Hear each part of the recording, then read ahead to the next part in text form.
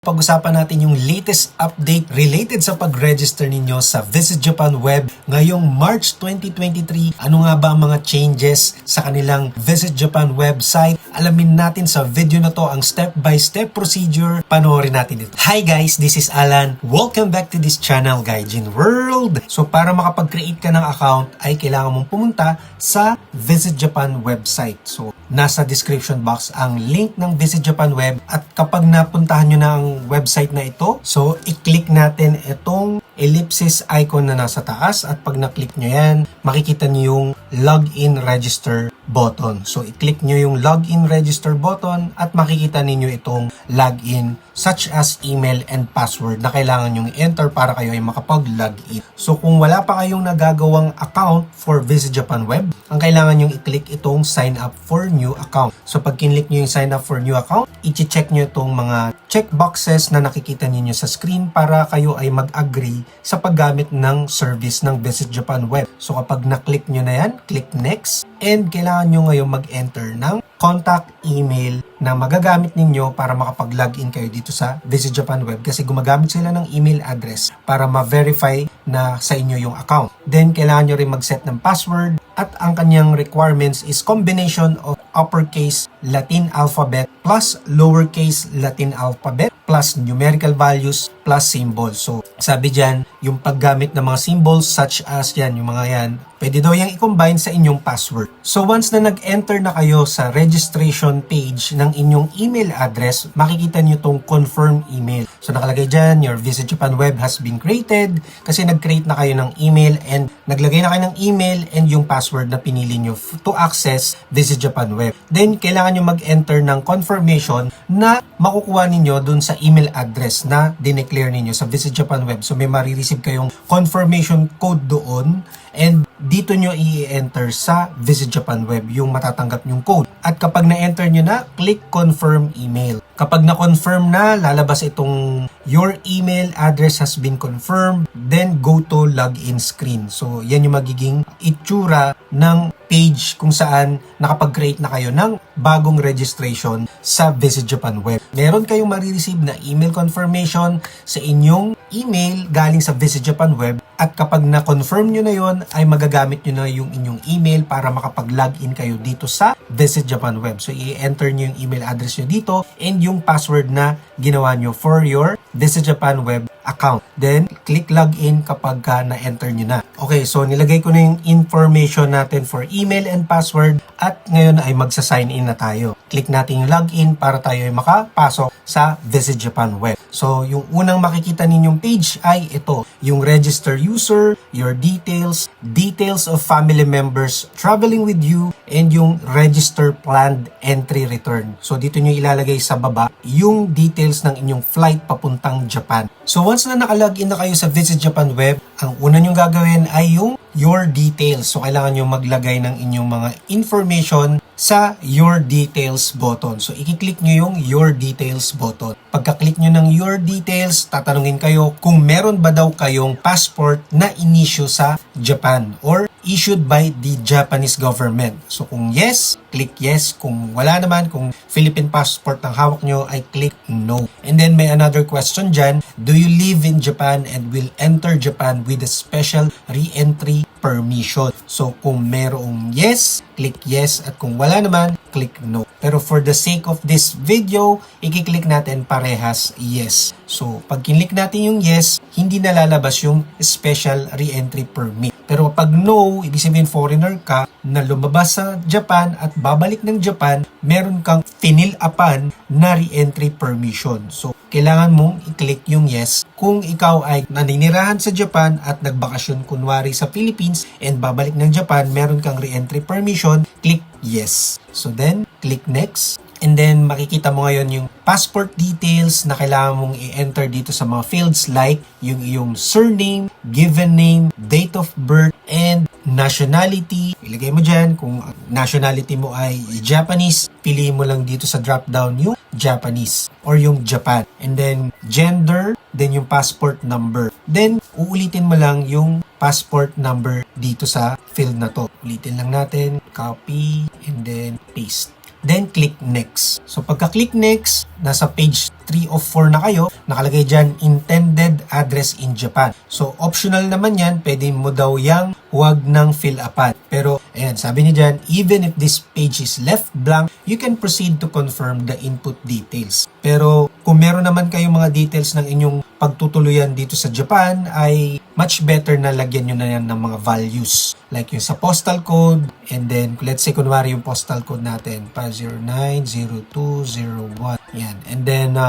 yung prefecture, kung saan kayong prefecture maninirahan, anong city, and then yung address dito. Like, kunwari, Kauai. Yan. And then yung name or yung apartment number or yung hotel name, lalagay nyo din dyan. Kunwari, 1620 yan. And then, contact phone number. Kung meron kayong kakilala dito na may phone number or meron na kayong phone number dito, kung galing kayo dito sa Japan, ayan, ilagay nyo dyan. Kung okay na, click confirm, enter details. And then, meron nakalagay dyan na note, editing passport details will cancel your pre-registered quarantine fast track and will require details to be registered again. The created QR code is not automatically updated, so update the QR code after checking the details you have registered. So, nangyari kasi, meron na akong existing na login, and for the sake of this video, tinry kong i-modify yung na-login ko ng mga registration name. Kaya lumabas tong note na ito. Let's proceed. So sabi dyan, do you have a passport issued by the Japanese government? Sabi ko, do you have passport? Click natin yes. Kasi yung una kong pinili is yes. And then, balik tayo next. Then, wala naman akong change dun sa mga information about dun sa name and given name. Then, yung date of birth, nationality, gender, passport number. Then, click next. So, kailangan natin uling type yung passport number ng 2 beses. Ayan. Then, click next. Then, in-enter natin yung intended address in Japan. Pero, optional naman to. So, kung nalagay na natin yung mga address natin dyan, confirm, enter details. Ayan. Then, sa final page ng registration ng inyong details, nakasama rin na dyan yung mga details na nilagay ninyo. Ayan. So, nandyan na lahat. Yung mga kailangan nating i-enter, then register. So, click register, registration complete, and click yung back to home. So, ngayong na-register na natin yung ating information gamit itong your details, pwede na tayo ngayong mag-register ng plan ng ating pagpasok dito sa Japan or pagbalik natin dito sa Japan. So, meron na tayong existing na for work na reason. So, kikreate tayo ng bago. Ayan. Click. So, para makapag-create ng bagong registration, i-click nyo yung new registration. Itong new registration button, click that. And makikita nyo dyan, trip name, yung planned entry return ninyo. Pwede ninyo yung pangalanan ng kahit ano. So, let's say, kunwari, for leisure. Yan. For leisure. Then, pagka nalagay nyo na yung trip name, mamimili na kayo ng date kung kailan kayo darating dito sa Japan. So, for example, darating kayo dito ng March 30. Ayan, March 30. And then, i-enter nyo na ngayon yung inyong boarded flight number. So, pwede kayong mamili dito kung ano yung sasakyan ninyong mga, kung saang flight kayo or anong airline kayo sasakay. Meron ng mga list of airline company name dyan. Yan. So, let's say, meron tayong flight at ang ating airline company is Cebu Pacific. Piliin natin tong Cebu Pacific and then enter natin yung flight details natin. So, enter natin yung flight number. Let's say, 5039. 5039, then click next. Sa next page, makikita natin yung ating registered planned entry return, yung ating intended address in Japan, nakalagay dyan yung ating postal code, prefecture, city, address, yung mga nilagay nating enter kanina, then confirm entered details. So kasi dahil pinilapan na natin siya kanina, nag-populate lang siya dito. So wala naman changes. So click confirm enter details. Then merong error dahil kailangan daw natin ng phone number na ilalagay. So let's say maglagay tayo ng number 090. Yan. Then confirm enter details. So lalabas ngayon uli yung inyong summary ng mga in-enter ninyong details like trip name, planned arrival date in Japan, airline company, flight number, and then nakalagay din dyan yung mga address kung saan kayo tutuloy and yung contact phone number nyo dito sa Japan. Then, click register plan. Yan. So, pagka-click ninyo, nakalagay dyan, registered plan, entry return. Then, click back to home to entry return procedure. So, let's click back to home. Yan. So, ngayon maa-add na siya dito sa baba, yung for leisure. Yan. So, yung pinaka nasa taas, nasa ibabaw, yun yung pinaka-latest na pagpunta dito sa Japan. So, pwede ninyong balikan yan, i-click nyo yan. Let's say, halimbawa, may changes sa inyong travel. Click nyo yung ginawa natin, let's say, yung for leisure, click natin yan. And, pwede natin yung i-modify. Yan. Edit plan, meron sa taas na edit plan, and edit plan, and delete. Kung gusto nating i-delete yung entire itong for leisure na ginawa natin. Pero, kung wala namang changes, pagka-click nyo dyan na kayo gagawa ngayon ng mga procedures para makapag-create kayo ng quarantine registration. Let's say, ito katulad nito sa babandang baba. Pagka-click nyo nung inyong Japan entry return procedure, makikita nyo sa baba yung preparation for quarantine. So, i-click nyo yung quarantine procedure. Pagkatapos nyan, yung next is disembarkation card for foreigner. Pero since Japanese yung pangalan or yung details na nilagay ko dito, excluded na siya. So, hindi na siya kailangang mag-fill up ng disembarkation card for foreigner. So, kasi nakalagay dyan, Japanese citizens and foreigners with re-entry permission do not need to fill this in. So, lalaktawan yan, and yung next is yung declaration of personal effects and unaccompanied articles. So sa mga hindi Japanese citizens or walang re-entry permission, kailangan yung mag-fill up ng disembarkation card. Magiging enabled dito, kailangan yung mag-fill up nito online. So for this video, ang gagawin lang natin is yung quarantine procedure. So pagka ready na kayo, i-click nyo na yung quarantine procedure. Yan, click the quarantine procedure.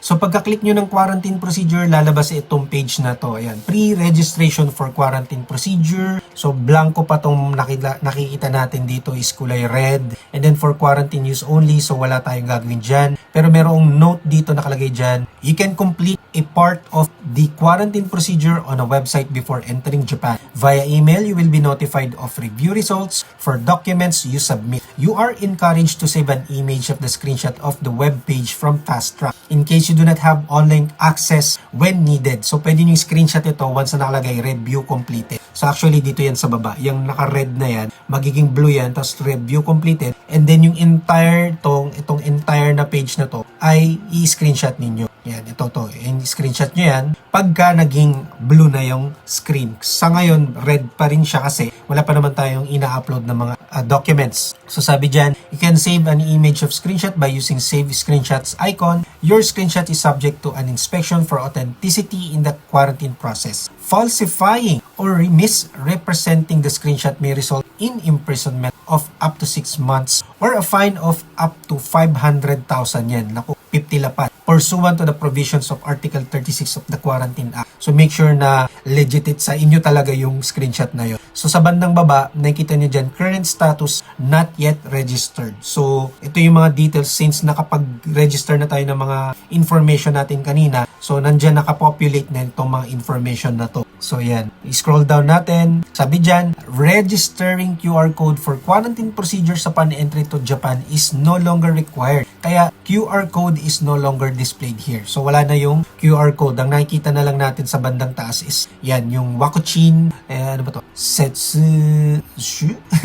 Yan, ito tong Japanese na to. So yan lang ang nakikita natin. Yan na lang ipapakita natin yung screenshot nito na current status, review completed. Once na na-upload natin yung mga kailangang i-upload. So nakalagay dyan, registration procedures, time remaining to complete. Yan, registration, 598 hours, 47 minutes. So complete, ano pa siya, meron pa siya. May time naman para malaman ninyo kung hanggang kailan kayo pwede mag-register dito. So, para sa mga nagtatanong kung let's say nagkamali kayo ng upload dito at na-review na, then parang hindi nyo na mababago, pwede kayong bumalik dun sa back to entry return procedure and i-delete nyo lang itong plan na to. Then create uli kayo ng bagong plan. So hindi nyo na kailangan mag-create ng bagong email address at mag-register na naman ng Visit Japan Web. So itong mismong nasa baba, yung mismong plan na to, back tayo do sa pinaka yung register plan entry return, dyan kayo magki-create ng new registration. So sa bawat registration na gagawin nyo dyan, sa bawat flight ay magde-declare kayo ng inyong vaccination. So dito na kayo gagawa ng bagong flight details. So kung nagkamali man dito, pwede kayong bumalik doon at i-delete na lang yung plan na yan at mag-create ng bago. So yun. So balik tayo dito sa quarantine procedures fast track. So sa bandang baba, ngayon nandito na ulit tayo sa Visit Japan Web fast track procedure. May nakikita kayo dyan sa baba.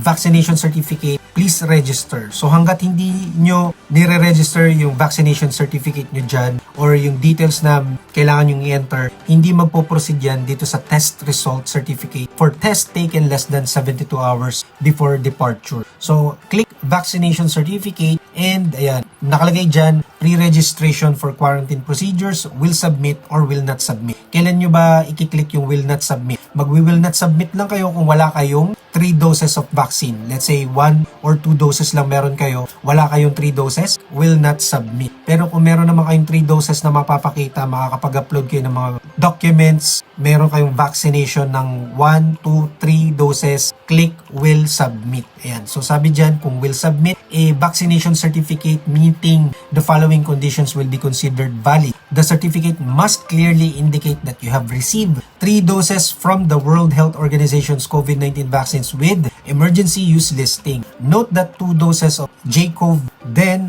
Janssen, and Convidencia CanSino Biologics are considered equivalent to 3 doses. So kung meron kayong galing sa Janssen or CanSino, considered 3 doses na daw yun. Then the following questions are asked pursuant to Article 12. So meron ba daw, meron kayong mga kailangan pang i-confirm dito, like, are the following items written in Japanese or in English? Yan, yung name, date of birth, name and manufacturer of vaccine, date of vaccine, number of times vaccinated. So click yes kung yes. Then name of manufacturer of vaccine used for vaccination. If your first dose, so dito sa tatlong field, pipiliin nyo ngayon dyan kung ano yung mga vaccination na na-receive ninyo. So any combination, basta nandito sa selection kung ano yung natanggap ninyong vaccine. So let's say kunwari yan, Pfizer, magkakaiba. Pfizer, AstraZeneca, then yung third booster shot is Pfizer. Then yung date kung kailan kayo na inoculated. Let's say kailangan na medyo malayo na, no? 14 days prior doon sa inyong travel. Okay, so dapat 14 days. So kunwari February 1 natin nakuha yung latest, yung booster shot, then kailangan ngayon natin mag-upload ng vaccination certificate. So nakalagay dyan, kung may mga questions pa kayo, click nyo yung tips for registering vaccination certificate kung nakapag-vaccine kayo outside Japan or within Japan. So dito sa baba, i-click nyo yung add files para makapag-upload kayo ng inyong vaccine certificate. And then may another question dito, is the novel coronavirus COVID vaccination certificate you are about to register the certificate of the person registered with this app.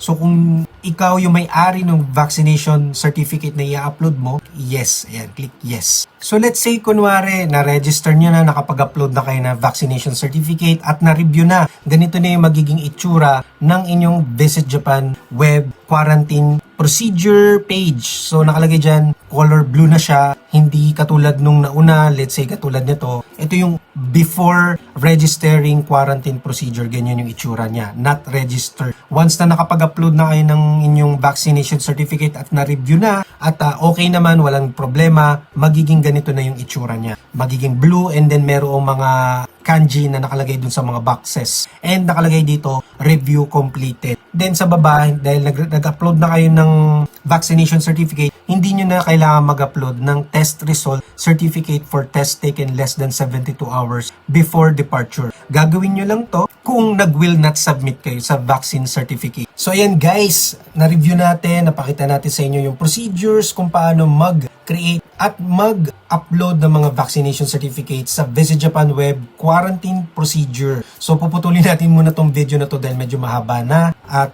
isusunod natin yung registration naman sa immigration and custom declaration. So kung nagustuhan yung video na to, please like this video, mag-comment na din kayo at i-share na rin to dun sa mga magre-register pa lang sa Visit Japan Web. Please like this video at mag-comment na din kayo. Ayan, like, share, and subscribe. Kung hindi ka pa nakasubscribe, mag-subscribe ka na at hit mo yung notification bell para lagi kang updated sa aming mga susunod pang i-upload ng mga videos at sa iba pang mga topics namin related sa pamumuhay dito sa Japan. Puntahan nyo ang aming YouTube homepage, i-click nyo yung playlist dahil marami kaming playlist dyan na makakatulong sa inyong pamumuhay dito sa Japan. Thank you so much again for watching. This is Alan and I will see you on our next video. Huwag nyong kalimutang i-check yung mga videos na lalabas ngayon dito sa Bye!